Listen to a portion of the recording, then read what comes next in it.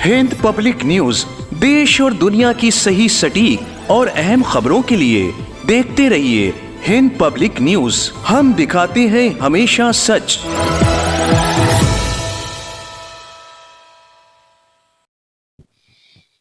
आदाब, नमस्कार। मैं सरवर हुसैन हिंद पब्लिक न्यूज में आपका स्वागत करता हूं, इस्तकबाल करता हूं। नाजरीन, जिस तरह की आजकल खबरों में है कि जिस तरह से राहुल गांधी ने इलेक्शन कमीशन पे जो इल्जाम लगाया है कि वोटों की चोरी की जा रही है और इलेक्शन कमीशन इस चोरी को रोकने में नाकाम है, जिस पर इलेक्शन कमीशन का जो जवाब आया उसे आप सब जानते हैं।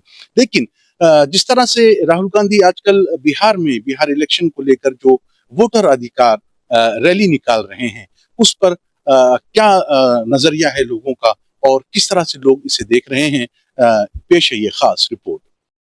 कांग्रेस पार्टी के रहनुमा लीडर राहुल गांधी द्वारा वोटर लिस्ट में बड़े पैमाने पर घपलेबाजी के इल्जाम लगाने के बाद जिस तरह बिहार में वोटर्स अधिकार यात्रा निकालकर अवाम में अपनी मकबूलियत को बढ़ा रहे हैं, उस पर सियासी माहिरीन और बुद्धिजीवियों ने अपनी राय का इजहार करते हुए बिहार में राहुल गांधी की ये वोटर्स अधिकार यात्रा को बहुत अहम करार दिया है। उनका कहना है कि राहुल गांधी की इस वोटर्स अधिकार यात्रा में जिस तरह से जनता अपनी उपस्थिति दर्ज करवा रही है और तमाम अपोजिशन पार्टियां लामबंद हो रही हैं, दरअसल ये बीजेपी और खासकर बिहार चुनाव के लिए खतरे की घंटी हो सकती है। वो देखिए, मैं तो लंबे समय से इस बात को कह रहा हूं कि 2019 के बाद भारतीय जनता पार्टी ने एक भी चुनाव नहीं जीता।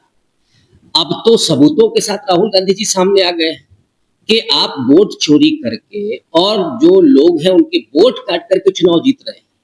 19 के बाद जितने भी चुनाव हुए हैं, केवल चुनाव आयोग ने बीजेपी को जिताया है, उनकी सरकारें बनाई हैं। लोग तब भी राहुल गांधी के साथ खड़े थे। भारत जोड़ो यात्रा ने जो बड़ा चेंज किया इस देश में, एक ऐसे व्यक्ति को जो 3 पीढ़ियों से सरकार में है, टॉप लीडरशिप जिसके पास रही, प्रधानमंत्री जैसा पद रहा, लेकिन उसी परिवार ने दो लोगों ने आतंकवाद के शिकार हुए अपनी जान कुर्बान की। उस परिवार का एक नौजवान राहुल गांधी जब सड़क पर निकलता है तो ये जो 56 इंच की सरकार है ना, उसके पूरे गुरूर को रौंदते हुए निकलता है। लोग उसके साथ आते हैं, किसान हो, मजदूर हो, दलित हो, महिलाएं हो, अल्पसंख्यक हो, वो सारे लोग, वो खिलाड़ी हो, वो और दूसरे काम करने वाले लोग हो, वो सब एकजुट होकर के राहुल गांधी जी के साथ आते हैं।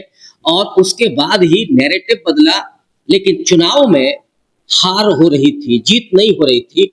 इसलिए ये सवाल जो आपने किया वो इसलिए यहाँ से सवाल आ रहा था कि साहब वो जीत में नहीं कन्वर्ट हो रहा है। लेकिन जब वोट की ही चोरी हो रही हो, डकैती डाली जा रही हो, उस वक्त हार जीत का फैसला कैसे होगा?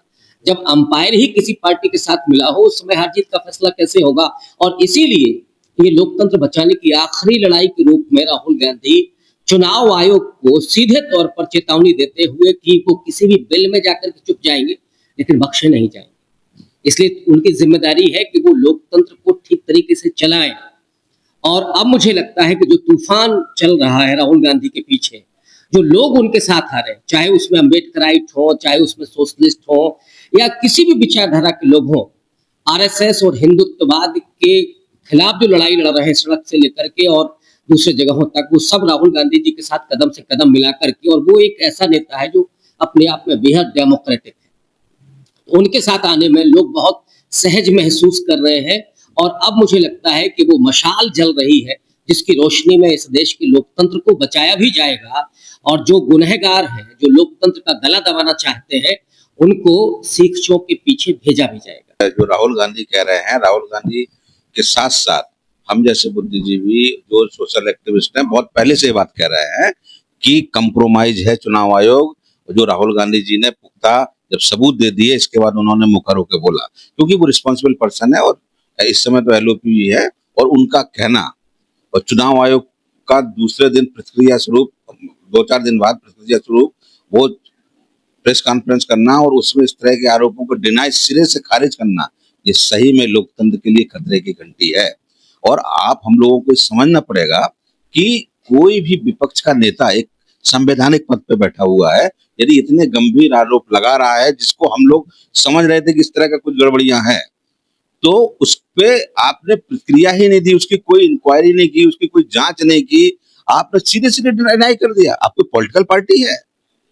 आप चुनाव आयोग का ये रवैया सही में इस देश में संस्थाओं के दमन का बहुत एक तरोताजा उदाहरण है, और जिससे ये लोकतंत्र, इस देश का लोकतंत्र सही में खतरे में है। और राहुल गांधी को हम धन्यवाद देना चाहते हैं कि कम से कम जो जनता का आक्रोश था, चाहे वो विभिन्न मुद्दों को लेके हो, चाहे बेरोजगारी को लेके हो, चाहे वो संस्थाओं के पतन को लेके हो, प्राइवेटाइजेशन हो, हर चीज को लेके जो उन्होंने एक वोट के अधिकार को, कि कम से कम आपका वोट सुरक्षित रहेगा। देखिए, संविधान में 2-3 बड़े काम हुए थे जब बाबा साहब ने संविधान लिखा था।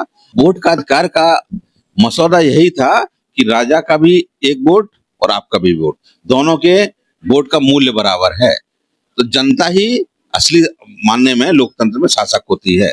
तो उसका आपने जब मैनिपुलेशन करके उस वोट के अधिकार को ही एकदम आपने निर्लज बना दिया कि मतलब आपका कोई वैल्यू नहीं है उस वोट की, कोई मूल्य नहीं है उस वोट का, तो इस देश की लोकतंत्र को खतरा हो गया है।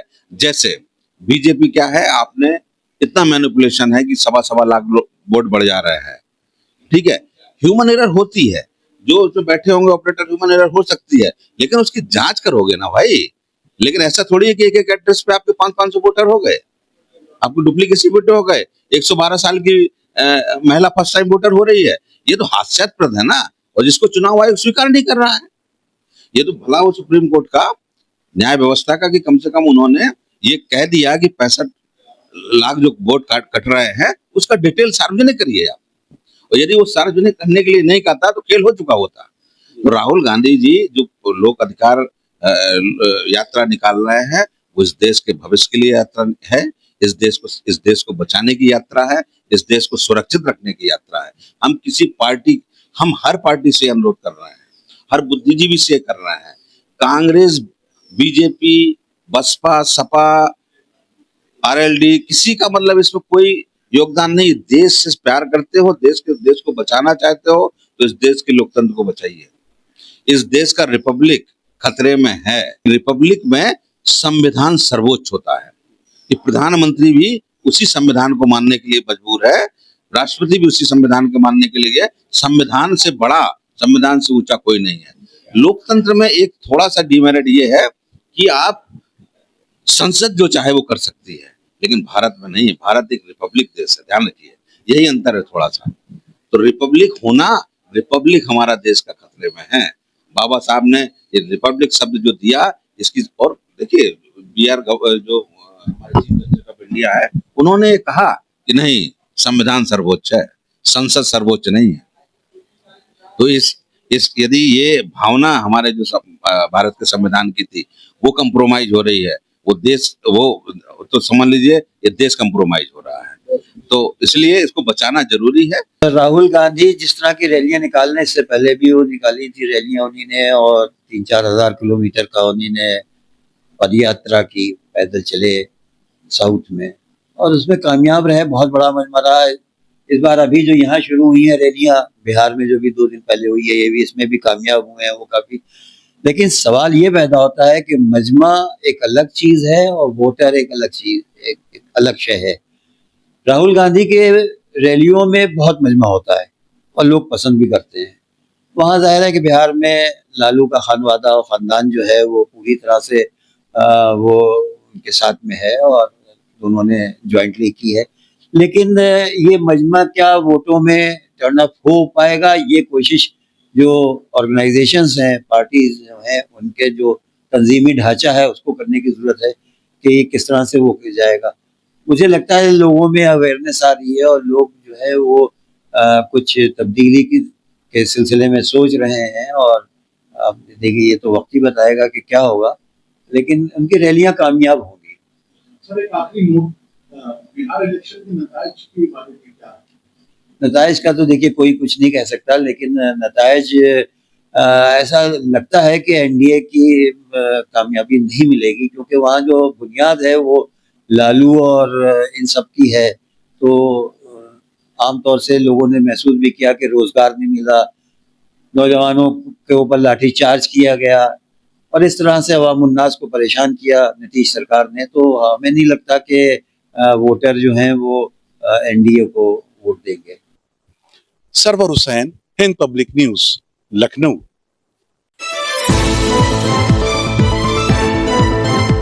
हिंद पब्लिक न्यूज देश और दुनिया की सही सटीक और अहम खबरों के लिए देखते रहिए हिंद पब्लिक न्यूज।